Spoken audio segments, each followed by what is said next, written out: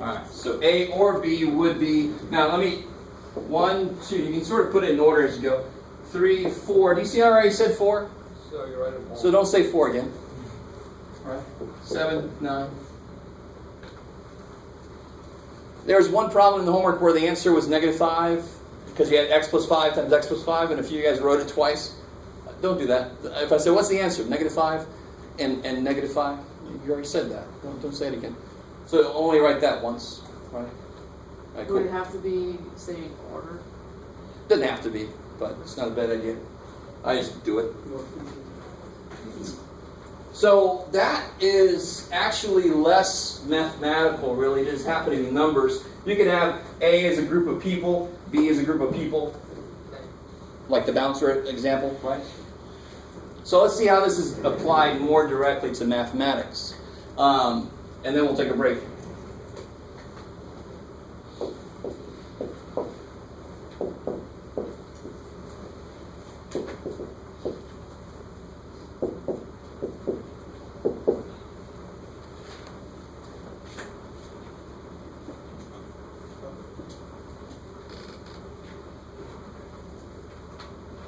So what this means is I want to graph everything that matches both of these descriptions. This is the mean bouncer. I have to do both.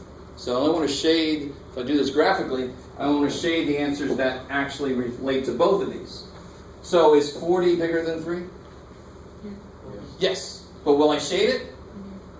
Because 40 is not also less than 11, right?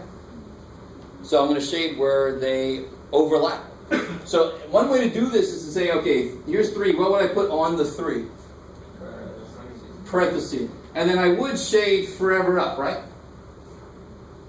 See how I put it up there, because it's not really the answer yet. Now here's 11. What symbol would I put on the 11? Oh no. Bracket. And then I would shade all the way down, right? So where do they overlap? Here. Yeah. So and is an overlapping. It's where they both exist. It's where they both are. So looking back at the set, where are these both at? They're both at 4. They both agree at 4. Where do these both agree? They both agree on this stuff in the middle. Maybe. So this would be 3 to 11. Bang. So, okay, so what if I said or? What if I said, I don't know, Jeff, what if you said x less than or equal to -5 or x greater than -4? Try to graph that one.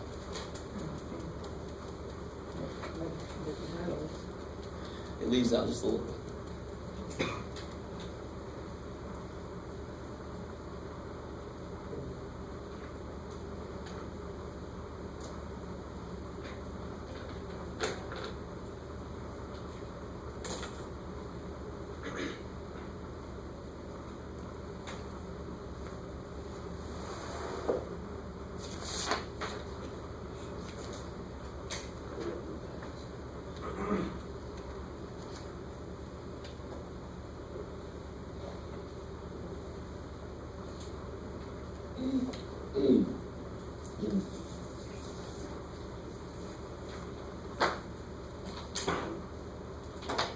So or is kind of nice because you can just kind of start plotting them on the same number line already. And you got to see where they overlap. So that's why I kind of do above the answer what each one does. And then I put the answer on there, what the and does. Here, I got to be less than or equal to -5. So what am I going to put on -5? Bracket. So I got to be this. Or I could be greater than -4. Parentheses.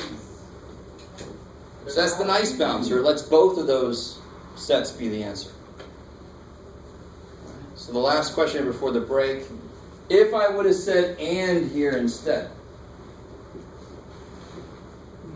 what would the answer be? They don't overlap. So what's the answer?